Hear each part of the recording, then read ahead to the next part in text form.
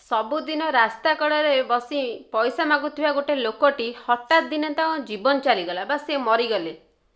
କିନ୍ତୁ ସେଇ ବାଟରେ ଯାଉଥିବା କିଛି ଲୋକମାନେ ତାଙ୍କୁ ଯେମିତି ଦେଖିଲେ ସେମାନେ କହିଲେ ଆହା ସବୁଦିନ ଏଠି ବସି ପଇସା ମାଗୁଥିଲେ ହଠାତ୍ ସେ ମରିଗଲେ, ତ ଚାଲନ୍ତୁ ତାଙ୍କର ଅନ୍ତିମ ସଂସ୍କାର କରିଦେବା। ସେଠୁ ସେମାନେ କିଛି ଲୋକ ଏକାଠି ହେଲେ ଆଉ ତାଙ୍କୁ ଟେକି ଟେକିକା ସେ ଜାଗାରୁ ନେଇଗଲେ ଅନ୍ତିମ ସଂସ୍କାର ପାଇଁ। ତା ଭିତରୁ ଗୋଟେ ଲୋକ ମାନେ ଆଉ ଜଣେ ଲୋକ ଆସିକି ସେ ବସିକି ପଇସା ମାଗୁଥିବା ଜାଗାରେ ଗୋଟେ ଅଖା ଉପରେ ବସି ପଇସା ମାଗୁଥିଲେ। ସେଇ ଅଖାଟାକୁ ଆଉ ଗୋଟେ ଲୋକ ଆସି ଏମିତି ଝାଡ଼ି ଦେଲା। ଯେମିତି ଝାଡ଼ି ଦେଲା ତା ଦେହରୁ ପୁଳା ପୁଳା ଟଙ୍କା ବାହାରିଲା। 500 ଟଙ୍କିଆ, 200 ଟଙ୍କିଆ, 100 ଟଙ୍କିଆ ପ୍ରବଳ ବାହାରିଲା। ଯେମିତି ବାହାରିଲା ଯେଉଁ ଲୋକମାନେ ତାଙ୍କୁ ନେଇକି ଯାଉଥିଲେ ଅନ୍ତିମ ସଂସ୍କାର ପାଇଁ ସେଇମାନେ ଆଜ୍ଞା ବିଶ୍ୱାସ କରିବେନି ସେଇଠି ତାଙ୍କୁ ତଳେ ଛାଡ଼ିକି ସବୁ ପଇସା ଗୋଟେଇବାକୁ ଦୌଡ଼ିଲେ। ଆପଣମାନେ ଏଥିରୁ କ'ଣ ବୁଝିଲେ? ଏଠି ଗୋଟେ ମଣିଷର ମୂଲ୍ୟ ଇମ୍ପୋର୍ଟାଣ୍ଟ ନା ପଇସାର ମୂଲ୍ୟ ଇମ୍ପୋର୍ଟାଣ୍ଟ? କମେଣ୍ଟରେ